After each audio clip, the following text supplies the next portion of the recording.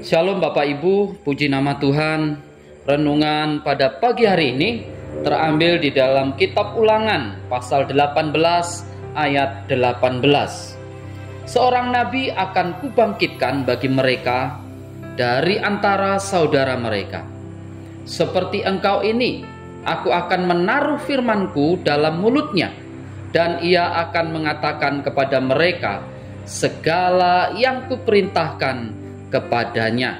Saya memberikan tema Natal adalah rencana agung Tuhan. Bapak Ibu Saudara sekalian, ayat ini mengatakan tentang akan dibangkitkannya seorang nabi dari tengah-tengah bangsa Israel.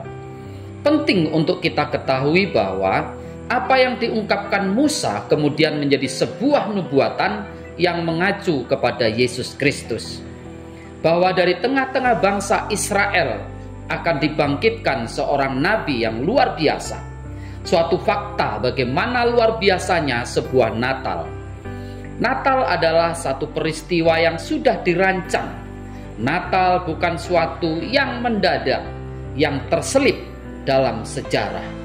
Tetapi Natal adalah rencana Allah yang agung bagi manusia.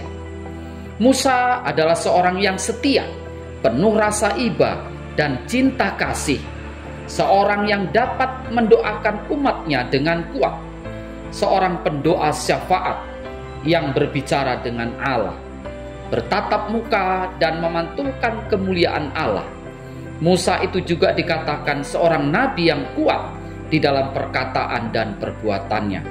Dia juga yang menyatakan kehendak dan tujuan Allah. Musa memberikan pengharapan tentang keselamatan itu. Darah yang harus ditumpahkan untuk menebus dosa bukan lagi simbol tetapi realita di dalam Yesus. Karena Yesus menjadi korban itu sendiri. Kalau imam di zaman Musa menumpahkan darah domba sebagai korban, tetapi Yesus adalah imam yang mengorbankan dirinya sendiri. Jadi apa yang dikatakan Musa menjadi realita di dalam Yesus. Itu sebab Yesus mengatakan, aku datang bukan untuk meniadakan Taurat, tetapi menggenapinya. Jadi kita mesti mengerti korelasi kalimat-kalimat Yesus itu di dalam kitab Injil juga untuk menunjukkan keilahiannya. Sekaligus juga menunjukkan bahwa dialah yang terakhir.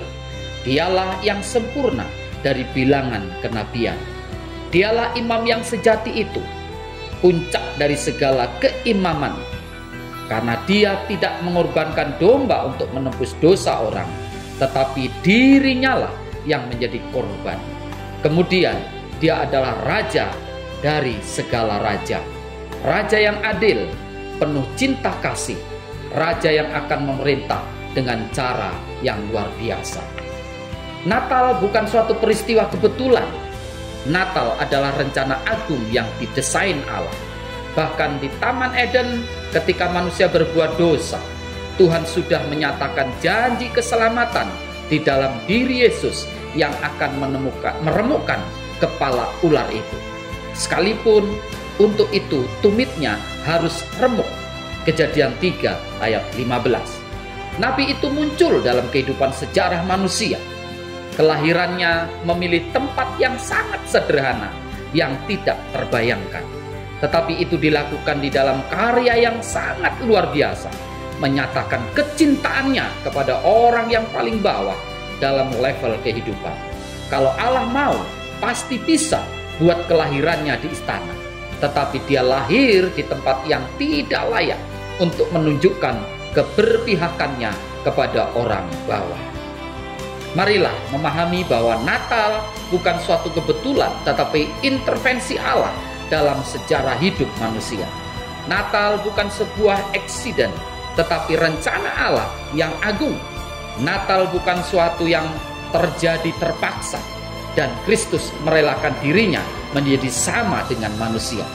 Sehingga di dalam kerangka penebusan untuk menolong manusia menjadi sama dengan manusialah dia harus lahir sebagai manusia. Tetapi karena kekudusan dan kesucian meliputi seluruh kehidupannya, maka Dia bukan anak yang lahir karena keinginan biologis pria wanita sebagaimana lazimnya, tetapi dia lahir oleh Roh Kudus.